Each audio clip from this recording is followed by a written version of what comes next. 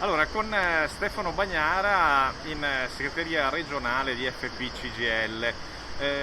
Bagnara, allora che situazione c'è in Veneto? Abbiamo visto anche titoli sui giornali padovani ieri molto forti, il problema però è generalizzato, direi. Sì, è generalizzato in tutto il Veneto, parliamo di strutture con riempimento posti letto a regime, stimiamo una carenza di personale infermieristico di circa 1400 professionisti. Ecco, che situazione c'è, come si risolve, cosa chiede FP-CGIL? Beh, noi chiediamo innanzitutto la convocazione di un tavolo a Regione Veneto perché discuta insieme a noi, insieme alle lavoratrici e ai lavoratori, le soluzioni di un tema che è molto molto complicato e proprio per questo è necessario discuterne insieme su quali sono le misure straordinarie da mettere in campo.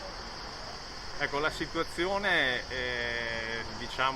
è grave perché molti servizi rimangono in sospeso, comunque con grosse difficoltà di gestione. Sì, andiamo oltre, alcuni servizi non si riesce a riprenderli, a riaprirli dopo l'emergenza sanitaria, altri vengono ridotti o comunque viene ridotto l'organico e quindi viene ridotta la qualità di quel servizio proprio perché non si è nelle condizioni di garantire il giusto personale. Ecco, perché non si parla solo di case di riposo, si parla anche di servizi come ad esempio i centri diurni. Centri diurni per anziani e per disabili sono stati fra i primi a chiudere per le misure dovute all'emergenza sanitaria. Oggi ci sarebbero gli spazi e la necessità soprattutto per l'utenza della riapertura, ma le condizioni di carenza di personale rischiano di non permettere alle strutture di riaprire. Ecco, FP regionale ora cosa farà? C'è di mezzo un agosto comunque difficile con le ferie e così via. Noi chiediamo a Regione Veneto di non dimenticare i lavoratori e le lavoratrici delle case di riposo come ha fatto finora, ma di prendere misure decise, straordinarie, di convocarci, di non lasciar passare un'altra estate senza interventi. Ecco, diciamo che rispetto ad altre regioni paragonabili al Veneto come l'Emilia Romagna e la Toscana, in realtà il Veneto durante l'epidemia da Covid non ha assunto grandi numeri di infermieri.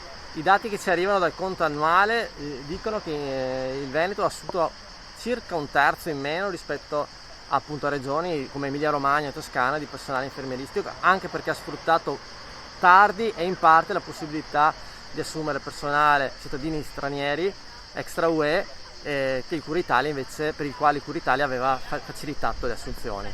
Ecco, questo ci mette in una situazione particolarmente difficile.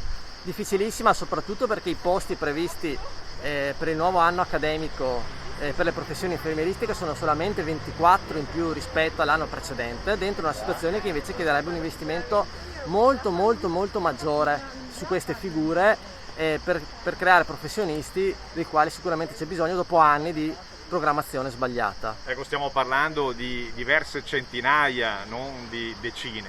Su 1145 posti nell'anno accademico abbiamo un incremento di solo 24 unità assolutamente insufficienti a soddisfare quella che è l'emergenza che stiamo denunciando in giornate come quelle di oggi. Servirebbe sicuramente un'apertura ben maggiore e questo anche il governo deve rendersene conto.